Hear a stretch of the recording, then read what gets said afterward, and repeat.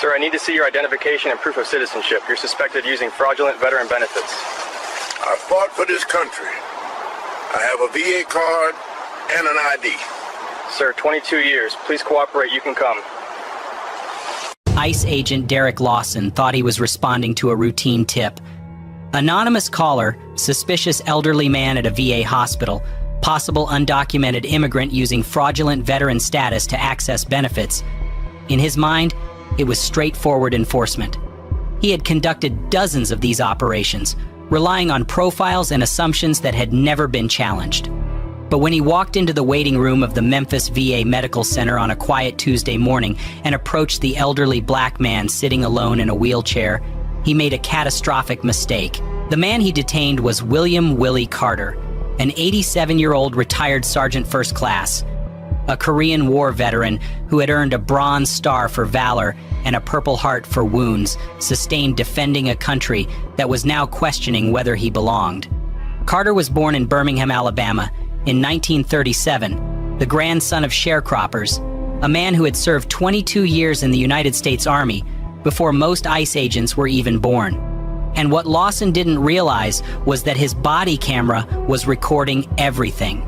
Every demand for papers, every dismissive gesture, every moment of humiliation inflicted on an American hero, captured in high-definition video that would eventually cost the federal government $14.2 million. Before we continue, where are you watching from? If this is your first time here, please hit that subscribe button. Stories like these need to be shared, and your support helps us bring more truth to light. Lawson had been with ICE for 9 years, working out of the Memphis field office with a reputation for aggressive enforcement that his supervisors praised as dedication. He had been named in 7 formal complaints alleging racial profiling, each one describing a pattern of targeting elderly black individuals in public spaces based on nothing more than appearance. His supervisors defended him as thorough and proactive, celebrating his enforcement numbers without examining his methods. He believed his instincts were sharp, that years on the job had given him an eye for who belonged and who didn't. In reality, those instincts were biases, prejudices dressed up as experience, assumptions rooted in racism rather than evidence. The tip had come in that morning at 7:43 a.m. Anonymous caller, male voice, claiming there was a suspicious elderly black man at the VA hospital who was probably using a fake identity to get veteran benefits. No name provided, no specific evidence, no documentation, just vague accusations that any reasonable agent would have investigated before taking action. But Lawson didn't investigate.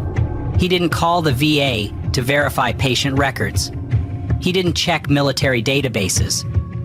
He didn't do any of the basic verification steps that protocol required. Instead, he grabbed his partner, Agent Michelle Torres, and headed straight to the hospital. Both agents activated their body cameras as they entered the building at 8:15 a.m., the morning light streaming through the lobby windows creating perfect visibility. What those cameras would capture over the next 2 hours would end Lawson's career and become a landmark case in civil rights law. William Carter had lived a life that embodied the American promise, even when that promise was denied to him. Born in Birmingham, Alabama in 1937, he grew up under Jim Crow, drinking from colored fountains and sitting in the back of buses. His father worked the steel mills. His mother cleaned houses for white families. And young Willie learned early that being black in America meant fighting twice as hard for half as much. When he turned 17 inches, 1,954, he enlisted in the United States Army, not because he believed his country loved him, but because he believed in what it could become. He shipped out to Korea within a year, a teenager from Alabama suddenly fighting in frozen mountains on the other side of the world. During a brutal firefight near the Imjin River, Carter carried 3 wounded soldiers to safety under enemy fire, taking shrapnel in his left leg that would trouble him for the rest of his life. That action earned him a Bronze Star for valor and a Purple Heart for his wounds. He served 22 years, rising to Sergeant First Class, training young soldiers, deploying wherever his country needed him.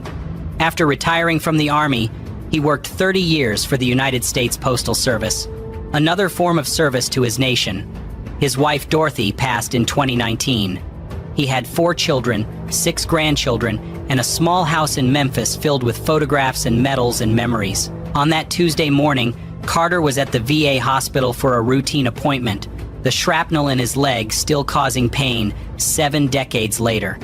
He wore his Korean War veteran's cap, the same cap he wore every time he visited the VA, proud of his service despite everything his country had put him through. The Memphis VA Medical Center was quiet that Tuesday morning, October 15th, the waiting room, half filled with veterans of various ages waiting for appointments. Fluorescent lights hummed overhead, and morning sunlight poured through the large windows facing the parking lot, creating bright, even lighting throughout the space. Carter sat in his wheelchair near the window, his Korean War veteran's cap resting on his gray hair, his VA health identification card clipped to his jacket pocket. He had arrived early, as he always did, a habit from his military days.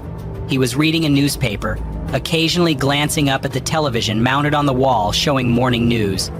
At 8:15 a.m., the automatic doors slid open, and Agents Lawson and Torres entered the building. Their body cameras were already recording, capturing the lobby, the reception desk, the hallway leading to the waiting area. Lawson's camera recorded his perspective as he scanned the room, his head turning slowly, methodically. The footage would later show exactly what he saw. Elderly veterans sitting in chairs, some in wheelchairs, some with walkers, most of them white. And there, near the window, sat William Carter, the only black patient in the waiting area. Lawson's camera captured the moment his gaze locked onto Carter, the way his posture shifted, his hand moving to rest on his belt. He didn't look at anyone else. He didn't approach the reception desk to verify information. He walked directly toward the 87-year-old black man in the wheelchair, his partner following 2 steps behind, both cameras recording every step in crystal clear detail. The Memphis VA Medical Center was quiet that Tuesday morning, October 15th, the waiting room half filled with veterans of various ages waiting for appointments. Fluorescent lights hummed overhead, and morning sunlight poured through the large windows facing the parking lot, creating bright, even lighting throughout the space. Carter sat in his wheelchair near the window, his Korean War veteran's cap resting on his gray hair, his VA health identification card clipped to his jacket pocket. He had arrived early, as he always did, a habit from his military days. He was reading a newspaper, occasionally glancing up at the television mounted on the wall showing morning news. At 8:15 a.m., the automatic doors slid open, and Agents Lawson and Torres entered the building. Their body cameras were already recording, capturing the lobby, the reception desk, the hallway leading to the waiting area. Lawson's camera recorded his perspective as he scanned the room, his head turning slowly, methodically. The footage would later show exactly what he saw. Elderly veterans sitting in chairs, some in wheelchairs, some with walkers, most of them white. And there, near the window, sat William Carter, the only black patient in the waiting area. Lawson's camera captured the moment his gaze locked onto Carter, the way his posture shifted, his hand moving to rest on his belt. He didn't look at anyone else. He didn't approach the reception desk to verify information. He walked directly toward the 87-year-old black man in the wheelchair, his partner following 2 steps behind, both cameras recording every step in crystal clear detail. Lawson stopped directly in front of Carter's wheelchair, his shadow falling across the old man's newspaper. His body camera captured Carter looking up, confusion flickering across his weathered face. "Sir, I'm going to need to see your identification and proof of citizenship," Lawson announced, his voice loud enough that nearby veterans turned to look. Carter folded his newspaper slowly, his hands steady despite his age. "Excuse me? Identification and proof of citizenship," Lawson repeated. "We've received information that you may be in this country illegally, using fraudulent documents to access veteran benefits." Carter stared at the agent for a long moment, his expression shifting from confusion to disbelief to quiet anger. The body camera captured every detail of his face in the morning light. "Son," he said, his voice carrying the deep calm of a man who had faced enemy fire, "I fought for this country before you were born. I bled for it in Korea." "That doesn't answer my question," Lawson said dismissively. His camera recorded his own hand gesturing toward Carter's cap. Anyone can buy a hat. Carter reached for the VA health card clipped to his jacket, holding it up along with his Tennessee driver's license. Torres's camera captured the documents clearly. Carter's name, his photograph, the VA identification number. This is my VA card. This is my license. I've been coming to this hospital for 40 years. Lawson barely glanced at the documents. These could be fake. We're going to need you to come with us for verification. Around the waiting room, other veterans were beginning to stir, their attention drawn to the confrontation. An elderly white man with a Marine's cap lowered his magazine, watching with narrowed eyes. Carter's jaw tightened, but his voice remained steady, the discipline of 2 decades in uniform holding firm. "Officer, what crime am I being accused of? What is your probable cause for demanding my documents?" "I'm a patient at this hospital. I have identification." "What more do you need?"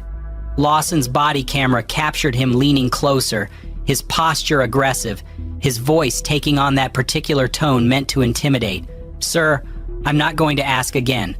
You can cooperate and come with us voluntarily, or we can do this the hard way. Your choice." Carter's hands began to tremble, visible on Torres's camera. The same hands that had held an M1 rifle in the frozen mountains of Korea, the same hands that had carried wounded brothers to safety under enemy fire, now shaking as a man in his own country threatened to arrest him. "I served 22 years in the United States Army," Carter said, his voice rising slightly. "I have a Bronze Star and a Purple Heart. I paid for my citizenship in blood, son. You have no right to do this. Should veterans be forced to prove their citizenship at VA hospitals? Comment below." This wasn't a misunderstanding. This was an American hero being treated like a criminal in a building dedicated to serving heroes like him. Lawson straightened up, his decision made. "Sir, you're being detained for identity verification. Stand up." "I'm in a wheelchair," Carter said, the words heavy with exhaustion and disbelief. "I can't stand without assistance." "My leg," Lawson pulled out his handcuffs, and the metallic click as he opened them echoed through the silent waiting room. Both body cameras captured the sound with perfect clarity. "Then we'll do this seated. Hands behind your back." The waiting room erupted before Lawson could touch Carter's wrists. "Hold on just a damn minute." A white man in his 70s pushed himself up from his chair, his Vietnam veteran's cap sitting above eyes blazing with anger. His voice was loud, commanding, the voice of someone who had once led men in combat. "That man has a Bronze Star. I've seen him here for years. What the hell do you think you're doing?" Lawson's camera swiveled toward the man. "Sir, this is federal business. Sit down." "Federal business?" Another veteran stood, younger, maybe 60s, an Army airborne patch on his jacket. "You're arresting an old man in a wheelchair at a VA hospital. This is insane." Torres shifted uncomfortably, her camera capturing the growing crowd of angry veterans, some reaching for their phones, others moving closer. A nurse rushed from behind the reception desk, her footsteps rapid on the tile floor. "Excuse me," she said, slightly breathless, her face appearing in Lawson's camera frame. "This man is William Carter. He's been a patient here for decades. I can pull his records right now. He's a verified veteran."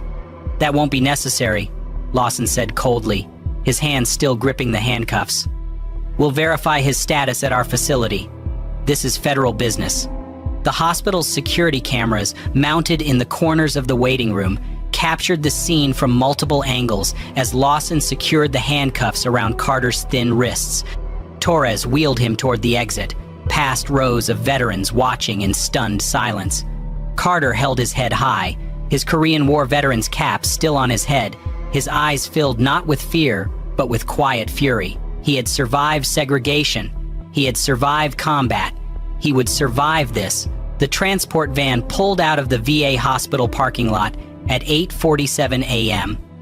Both body cameras still recording. Lawson drove while Torres sat in the back with Carter, her camera capturing the elderly man's face as he stared out the small window, watching the city he had called home for 60 years pass by. Carter spoke without being asked, his voice clear and deliberate, knowing the cameras were recording. "My name is William James Carter. I was born November 3rd, 1937 inches, Birmingham, Alabama. I enlisted in the United States Army on June 15th, 1954.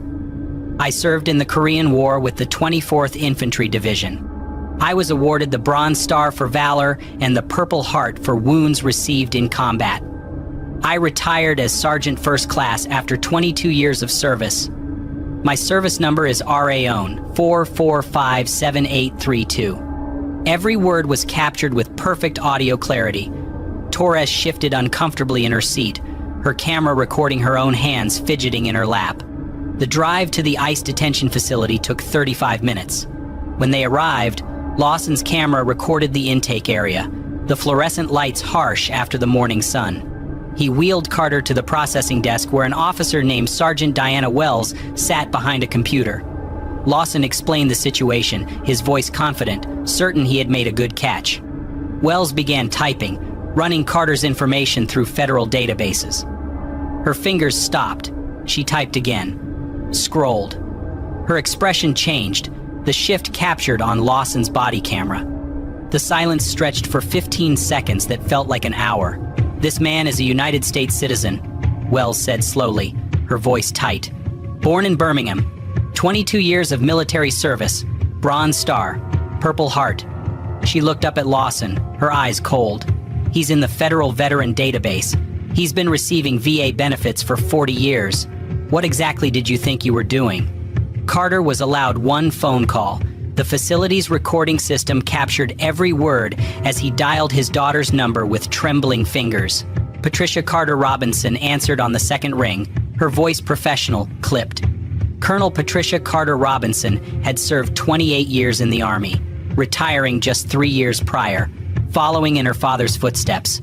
"Patty," Carter said, and his voice finally cracked, the composure he had maintained for hours fracturing. "Baby girl, I need your help. They arrested me. Daddy?" Her voice shifted instantly from professional to alarmed. "What are you talking about? Who arrested you?" "ICE agents. At the VA hospital. They said I was illegal. They put me in handcuffs, Patty." In front of everyone. The recording captured Patricia's sharp intake of breath, then a long pause as she processed what her father was telling her. Her voice, when she spoke again, was ice cold, the voice of a woman who had commanded soldiers in combat zones. "Where are you right now? What facility?" Carter gave her the address. "I'll be there in 2 hours," she said. "Don't say anything else to anyone. Do you understand me? I'm calling everyone I know." Patricia Carter Robinson spent the next 90 minutes on the phone. She called the Army JAG Corps, where she still had contacts. She called the NAACP Legal Defense Fund. She called 2 civil rights attorneys recommended by fellow veterans. She called a reporter at the Memphis Commercial Appeal. Despite verification confirming Carter's citizenship within an hour of arrival, he was held for 6 hours and 23 minutes. When he was finally released at 3:15 p.m., the explanation offered was administrative error requiring processing time. No apology, no acknowledgement of wrongdoing, just hollow bureaucratic language that erased the trauma inflicted on an American hero. Patricia Carter Robinson arrived at the detention facility 17 minutes after her father's release, flanked by 2 attorneys she had contacted during the drive. She found her father sitting in a plastic chair in the lobby, his Korean War veteran's cap still on his head, his wrists bearing red marks from the handcuffs. She knelt beside his wheelchair and held him, neither of them speaking, while the attorneys began making calls.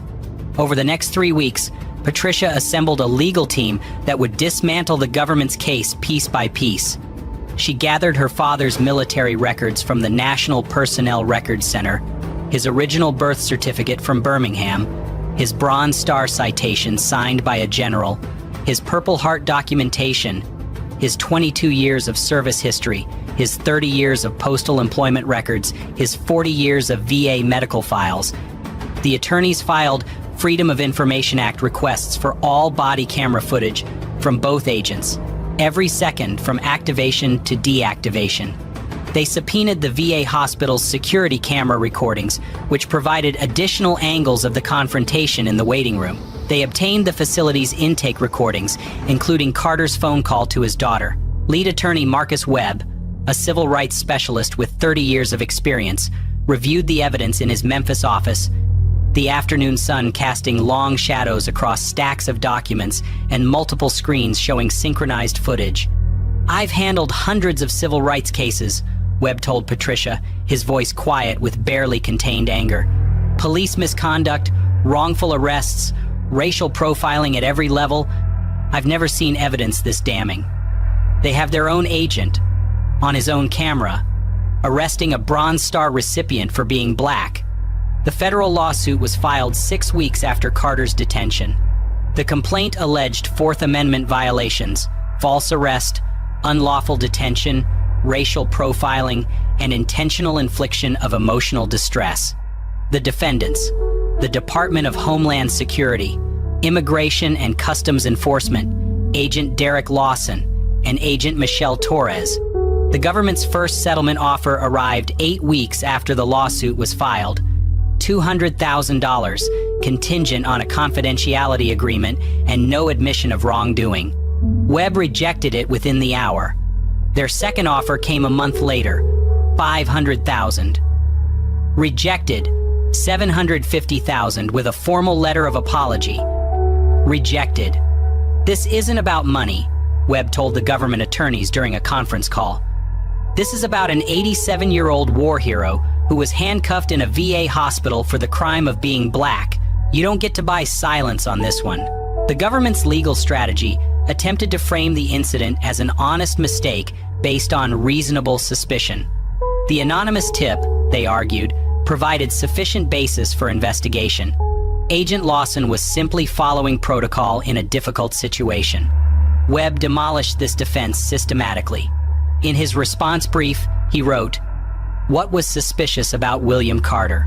He was sitting in a VA hospital waiting room, wearing a Korean War veteran's cap, with a VA identification card clipped to his jacket. He was there for a medical appointment, like thousands of other veterans that day. The only thing that distinguished him from every other patient in that waiting room was the color of his skin. That is not reasonable suspicion. That is racial profiling." During depositions, Lawson could not articulate any specific behavior that had made Carter suspicious. He stumbled over questions about why he had approached Carter and not other patients. He admitted he had not contacted the VA to verify Carter's patient status before making the detention.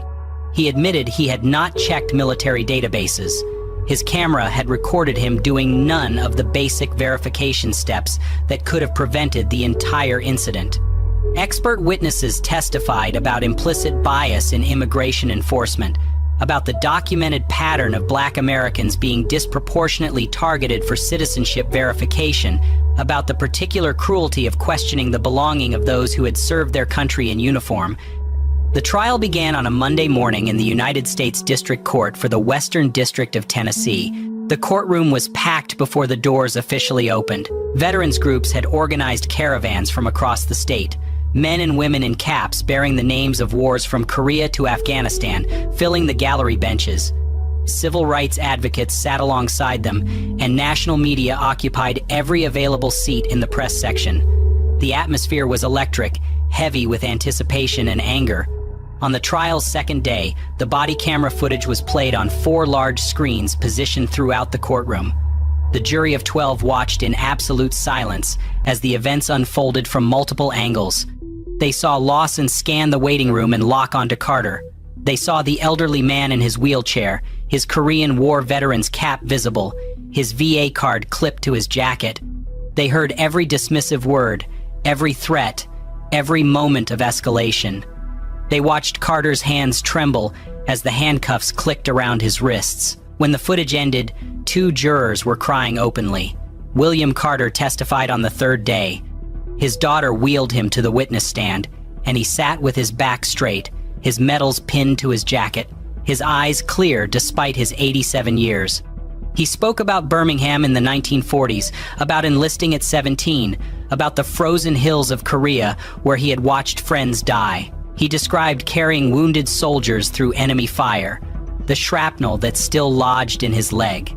And he described sitting in handcuffs in a van, being processed like a criminal, watching officers realize their mistake and say nothing. "I was willing to die for America," Carter said, his voice steady but thick with emotion.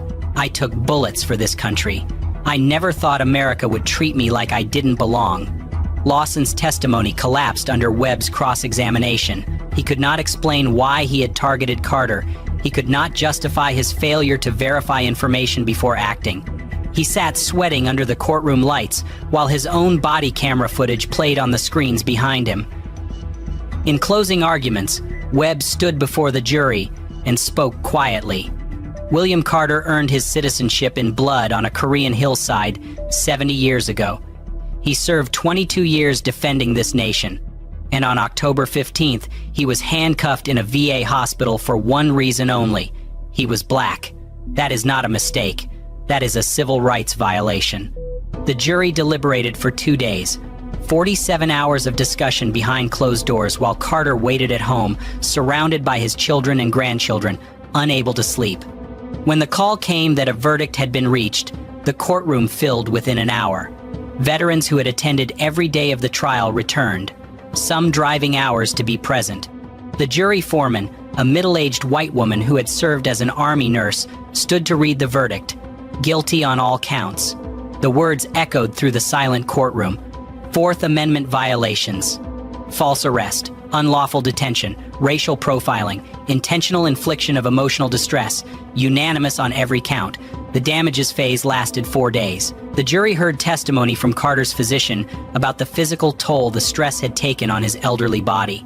They heard from a psychologist about his nightmares, his new fear of leaving his home, his anxiety attacks when he saw law enforcement vehicles. They heard from his daughter about watching her father, a decorated war hero, flinch at the sight of a uniform. They heard about the destruction of his sense of belonging in the country he had served for 22 years.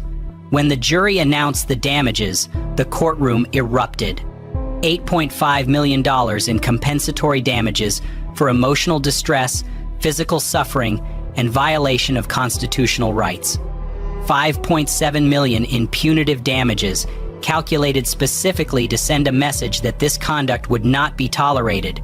Total, $14.2 million. Carter sat motionless in his wheelchair as his family surrounded him, as fellow veterans reached over the gallery railing to clasp his hand. Tears streamed down his weathered face. Lawson was terminated within 72 hours of the verdict. His supervisors received formal disciplinary action. Torres, who had remained silent during the arrest, was suspended and reassigned to a desk position permanently. The verdict sent shockwaves through federal law enforcement. Within 3 weeks, the Department of Homeland Security announced sweeping policy reforms directly citing the Carter case. New protocols required agents to verify citizenship through official databases before any detention could occur. Special protections were implemented at VA facilities nationwide, requiring agents to coordinate with hospital administration and confirm patient status before approaching any individual. Anonymous tips alone would no longer justify enforcement action without corroborating evidence. Mandatory training programs were rolled out across all ICE field offices, focusing on veteran identification, military records verification, and recognition of service documentation. The training included Carter's body camera footage as a case study in how implicit bias leads to catastrophic violations of civil rights. Agents were required to pass quarterly assessments on constitutional protections and proper verification procedures. Carter used a portion of his settlement to establish the Carter Veterans Justice Fund, a nonprofit organization providing free legal representation to veterans facing discrimination, wrongful detention, or denial of benefits. The fund partnered with law schools across the South, training a new generation of attorneys to defend those who had defended the nation. Within its first year, the fund took on 47 cases. His story became required viewing at law enforcement academies in 12 states.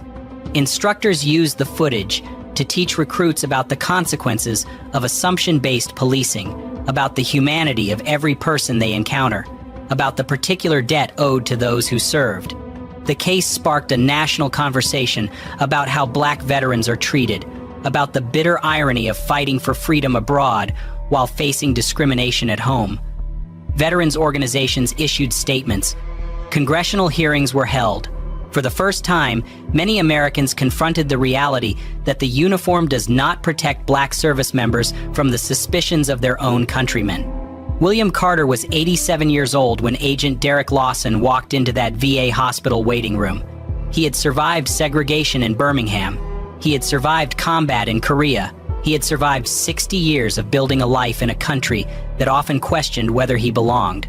And on a quiet Tuesday morning, while waiting for a routine medical appointment, he was handcuffed and detained for the crime of being black. The irony is almost unbearable. A man who fought for freedom, who bled for the Constitution, who spent 22 years defending American values, was treated as a foreigner in the nation he had served. The body camera that Lawson activated that morning was meant to protect officers from false accusations, to provide clarity in disputed encounters.